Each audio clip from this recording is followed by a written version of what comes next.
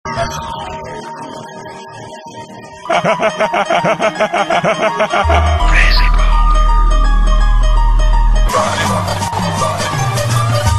pa!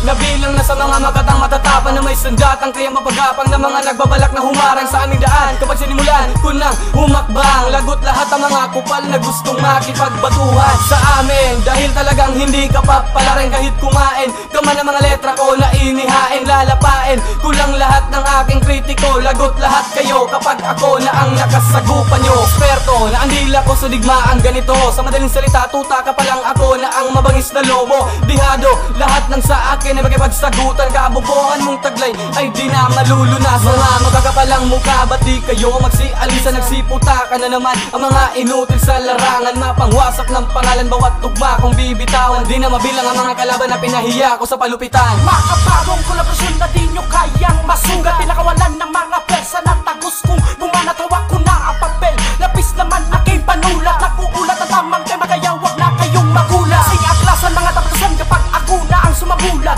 Salagin nyo aking lakas na para bang sumalo ng kidlat. Ilang kalaban na pinataog, nagmula pa sa inyong ugat hanggang umabot sa sanga. Dedirekta sa pino nyo kulang pa din ang sapat, kaya wag nang itapat kung puros lang satsat. Ang pagplanuhan mo ako sa salagat yung walang binatbat. Gumawa ka pa ng musika na di ang kupsa, panglasa di pa rin yan angat. Pinoy hasla tumamen, kaya wag nang magkalat. Kung ayaw nyong makaranas na pinaulanan ng siba, kaya gumising sa katotohanan at mata nyo ay imula. Nakausayan at galing, dyan natin masusuka. Tinura ko ang tula na may kasama pang akma, sa paglabas ng kausayan ng isang mandirigma. Titiklopin ng pamagat na may lingwahe ng makata, alpabetong panghabalos ang babali sa sanga. Wala pa rin makatapat kapag ako na ang nanguna. Pinoy hasla ang uubos sa utak na tanga. Nagmamagaling ka sa larangan eh wala ka pang dating. Di na kailangan ng mura pa sa mga katulad nyong praning. Ako'y hamak na baguhan kayang makipagsapalaran. Pinag-usayan bawat bitaw kailan may di pang batukan. Mic check,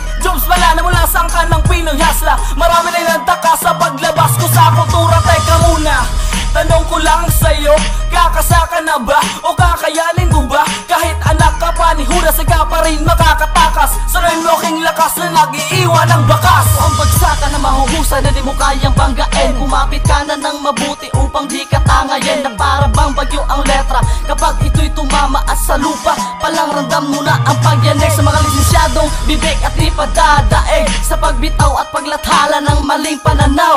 Kung mali ang tinutukoy ay gawing malinaw, dahil malinaw pa sa tubig ang inyong maririnig. Nagsama-sama na kasi ang tunay na malulupit, ibang estilo na naman ang inyong maririnig. Pag kami ang bumitaw, buong Davao ay yayanig. Pinaghusay na mga bagsak na aming ipapamalas. Subukang sumabay, ang ulo mo'y magkakabutas. Ihanda ang sarili, wag na umastang mayaman, para di mo maranasan ang sakit na matapakan. Dahil nandito na si Oman, nagugulo ng iyong isipan. Kalaban, ang sa amin na nanlaban, nagsiatrasa ng mga hambog nang sila ay nag-alangan. Babagsa ang isang pader sa pagsalakay ko sa kalaban. Ito nagsimula nakilala ang tanyag ko na pangalan. Na ako makipagsabayan sa tigmaan lang literal. Nang marinig ang awit ko, nagsiluhuran ng mga general. Tapatan higitan ang mga letra na parang humahagimbal sa pandinig at pag-iisip na mga salot nilang karnal.